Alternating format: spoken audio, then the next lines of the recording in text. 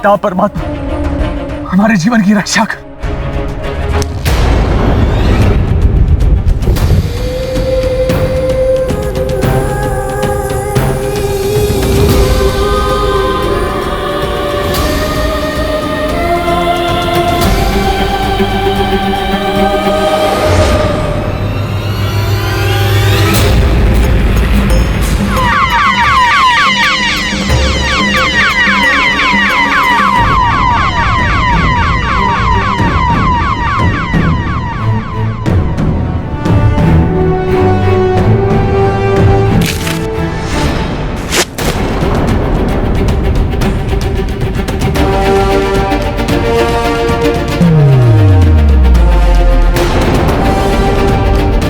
तुम ठीक हो ना मित्र?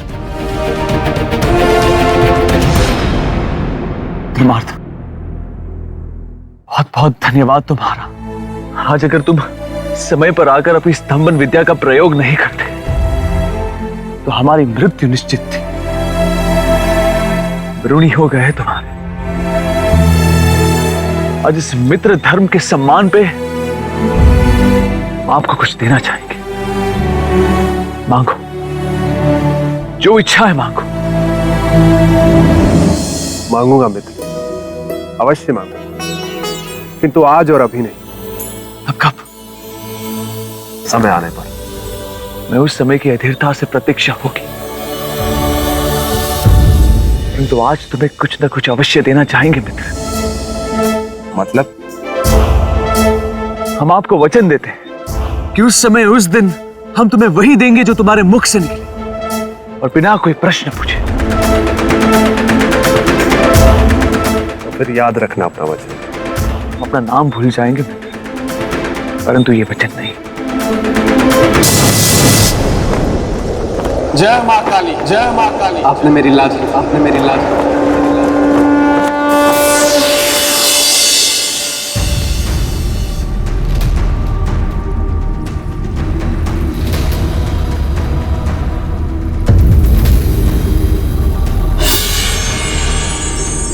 लो, ये फिर पहुंच गए मेरे मित्र के सिंहासन को पाने की लालसा लिए। लेकिन मैं ऐसा कभी होने नहीं दूंगा, क्योंकि मैं हूं बेताल जो गलने नहीं देता किसी की दाल।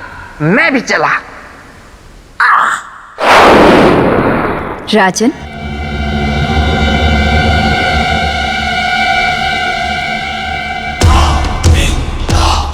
प्रणाम देवी। कर्म किया है आपने अति महान, संसार करेगा आपका सदा गुणगान। पर मैं कुछ समझा नहीं, मैंने ऐसा क्या किया? जिस प्रकार सम्राट विक्रमादित्य ने अपने चरित्र की रक्षा के लिए सब कुछ त्याग दिया था, ठीक उसी प्रकार आपने एक अनजान स्त्री के चरित्र की रक्षा के लिए अपने जीवन को दांव पर लगा दिया। आप धन्य हो राजन।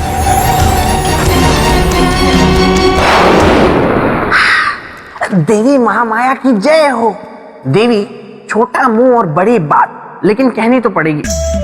राजा भोज ने कद्दू में तीर नहीं मारा है। ये जो कुछ भी इन्होंने किया इसलिए किया ताकि आपकी दृष्टि में ऊंचा उठ सके, सीढ़ियां चढ़ सके, मेरे मित्र के सिंहासन की तरफ बढ़ सके। बेताल, तुम क्या बचपन से ही ऐसे हो? हाँ देवी, मैं बचपन से ही बहुत बुद्धिमान, अति बलशाली और बहुत रूपवान हूँ। अति उत्तम। फिर क्या हमेशा ऐसा ही रहना है बेताल, या फिर चील बनकर आकाश में उड़ना चाहते हो, या फिर चूहा बनकर बिल में रहने का विचार है? नहीं नहीं देवी, आप तो मुझे हमेशा ऐसे ही डरा देती हैं। क्योंकि तुम बोलते बहुत हो बेताल। किंतु मैं गलत क्या बोलता हूँ? देखिए, राजा भोज को देखिए, देखिए और फिर बताइए कि क्या आपको लगता है कि ये मेरे मित्र के सिंहासन पे बैठने योग्य हैं? बेताल, किसी की योग्यता का प्रमाण पत्र देने वाले तुम कौन होते हो? मनुष्य अपनी योग्यता की परीक्षा स्वयं देता है। राजा भोज भी वही कर रहे हैं बेताल। यदि ये योग्य हुए तो ही सिंहासन को प्राप्त कर पाएंगे, अन्यथा नहीं। ये सुनने में अच्छा लग रहा है। और भी सुनने में अच्छा लगेगा बेताल, लेकिन तुम यहाँ चुपचाप खड़े रहो।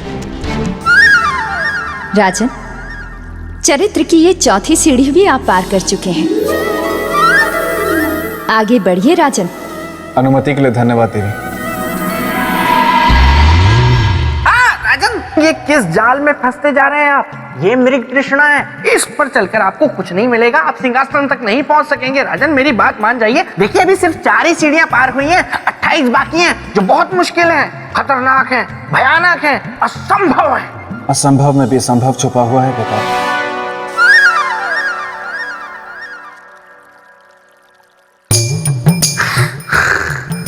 चौथी भी चढ़ गया।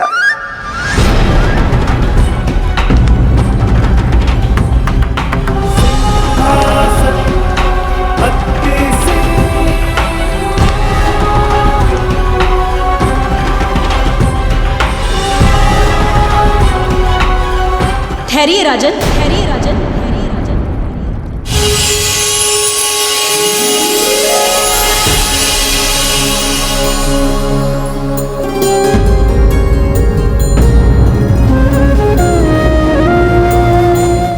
आप सब कौन है देवी?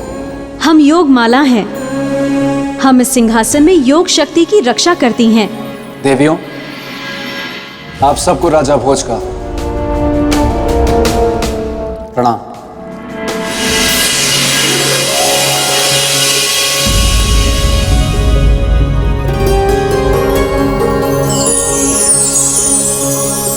राजन,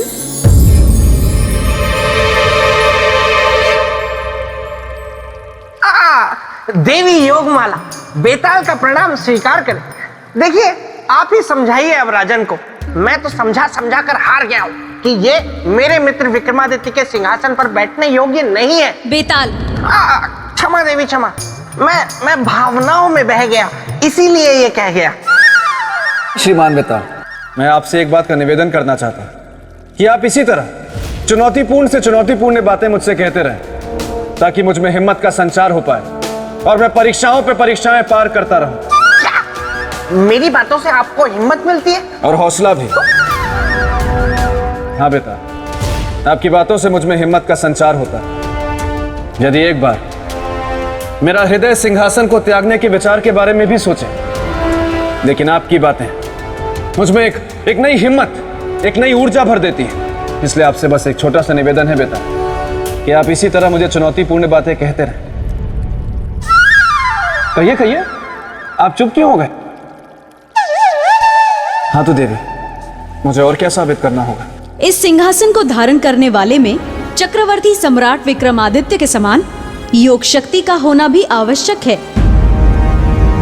राजन, अब मैं आपको सम्राट विक्रमादित्य की योग शक्ति की कथा सुनाती हूँ। हाँ देवी, सुनाइए, मैं उत्सुक हूँ। ये बात उस समय की है जब चक्रवर्ती सम्राट विक्रमादित्य का विवाह नहीं हुआ था। वो राजकुमारी चित्रलेखा से मिले भी नहीं थे। एक दिन सम्राट विक्रमादित्य एक धार्मिक यात्रा से लौट रहे थे। सम्राट, मौसम खराब है। मेरे विचार से हमें किसी सुरक्षित स्थान पर रुक जाना चाहिए। रुकने की कोई आवश्यकता नहीं है वीरामेर जी, हमारे पास धन ध्वज है, हमारा मार्ग कोई नहीं रोक सकता।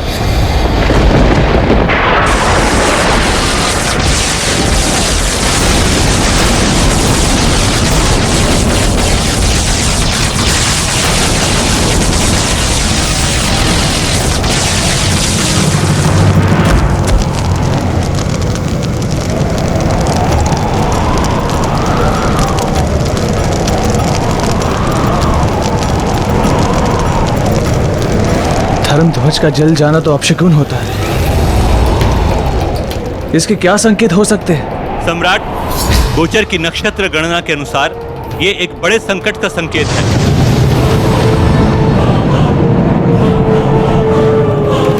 कैसा संकट? मृत्यु का संकट। मृत्यु? किसकी मृत्यु और क्यों? हमारे आसपास कोई पापी है, उसकी। परंतु हमारे बीच कौन पापी हो सकता है? ये मैं नहीं कह रहा हूं सम्राट, ज्योतिषीय गणना कह रही है। यदि हम अपना कुशल मंगल चाहते हैं तो बिना देर किए उस पापी को इस यात्रा समूह से बाहर निकालना होगा, अन्यथा हम सब काल के शिकार बनेंगे।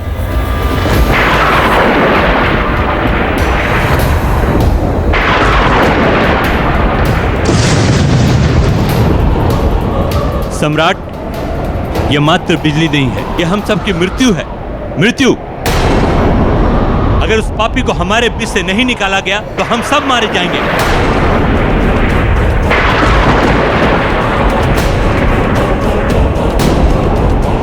वीर जी, हमारे बीच का कोई भी व्यक्ति कहीं नहीं जाएगा। प्रियजनों, आपको भयभीत होने की कोई जरूरत नहीं है। आपके जीवन रक्षा का दायित्व हम लेते हैं। हम आपको वचन देते हैं कि हम आपको कुछ नहीं होने देंगे, एक खरोच भी नहीं आने देंगे और सब कुछ खुद पे सह लेंगे। परंतु आपसे हमारी एक विनती है, कृपया करके हमें बता दे कि वो पापी कौन है और ये पाप क्यों किया।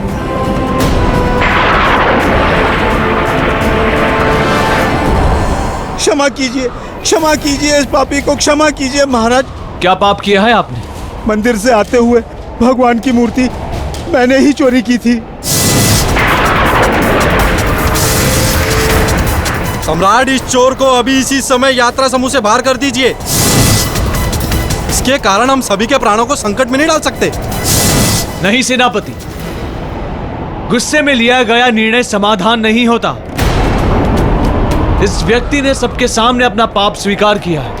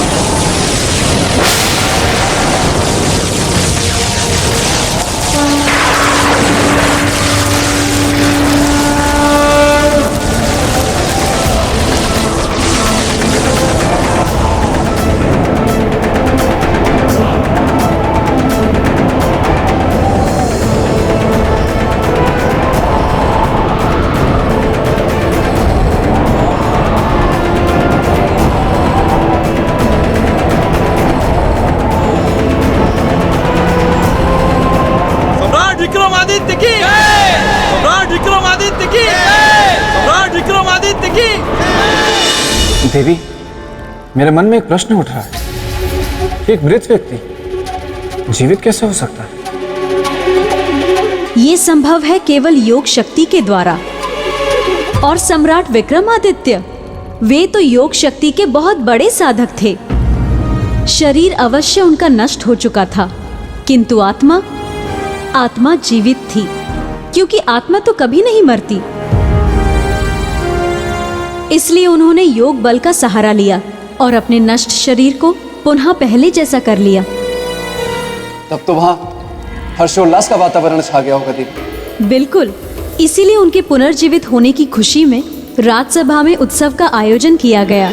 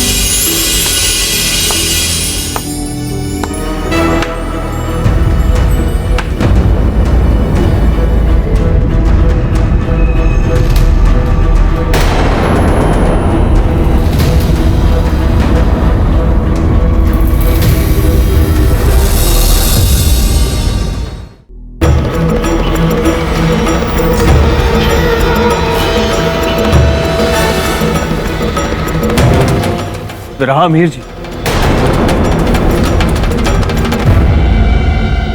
सेनापति,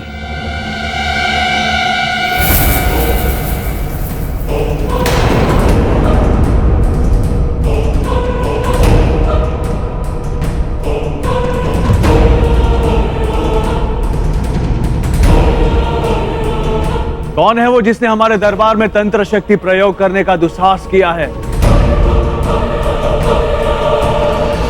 सामने आओ।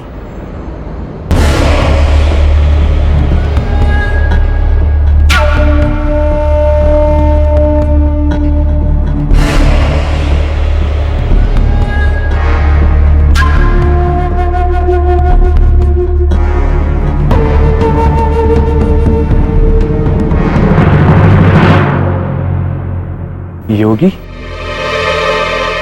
हमारी राजसभा में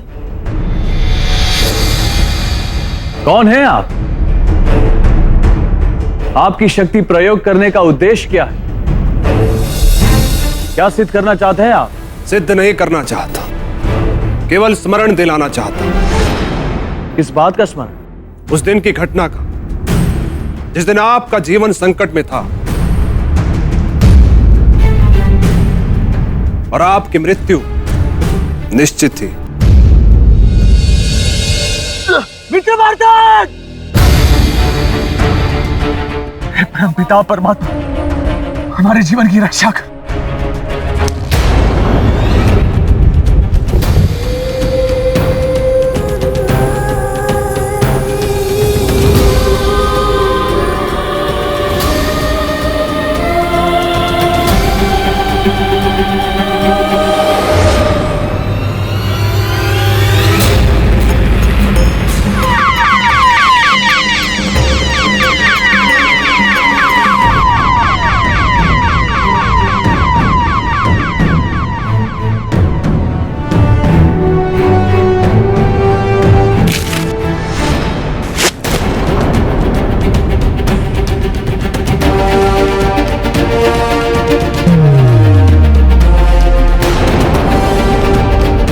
तुम ठीक हो ना मित्र? धर्मार्थ, बहुत बहुत धन्यवाद तुम्हारा। आज अगर तुम समय पर आकर अपनी स्तंभन विद्या का प्रयोग नहीं करते तो हमारी मृत्यु निश्चित थी। ऋणी हो गए तुम्हारे। आज इस मित्र धर्म के सम्मान पे आपको कुछ देना चाहेंगे। मांगो, जो इच्छा है मांगो। मांगूंगा मित्र, अवश्य मांगूंगा, किंतु आज और अभी नहीं। अब कब? समय आने पर। मैं उस समय की अधीरता से प्रतीक्षा होगी, किंतु आज तुम्हें कुछ न कुछ अवश्य देना चाहेंगे मित्र। मतलब? हम आपको वचन देते हैं कि उस समय उस दिन हम तुम्हें वही देंगे जो तुम्हारे मुख से निकले और बिना कोई प्रश्न पूछे। तो फिर याद रखना अपना वचन। अपना नाम भूल जाएंगे मित्र, परंतु ये वचन नहीं। सम्राट, कहीं ऐसा तो नहीं समय की धूल ने आपकी स्मृतियों को ढक लिया हो? ये प्रश्न है या शिकायत?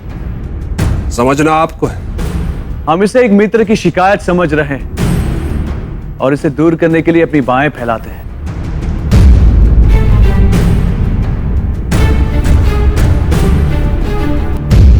वर्षों बाद मिले हो मित्र, आओ गले लो।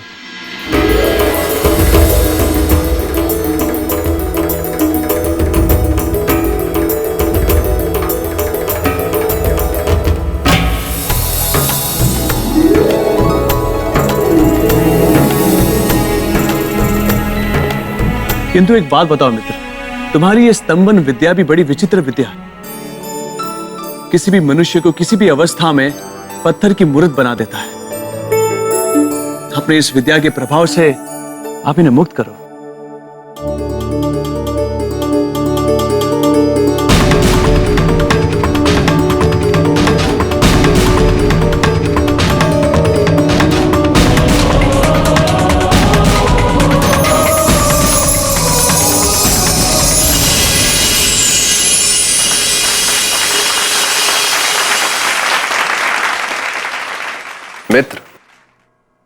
मुझे किसी से प्रेम हो गया है।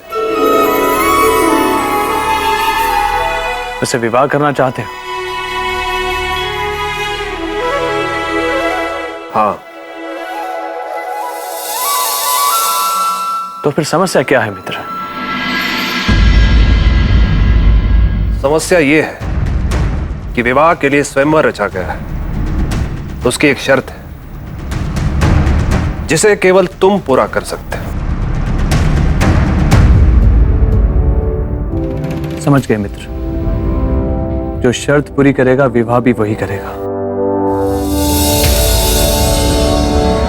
हाँ।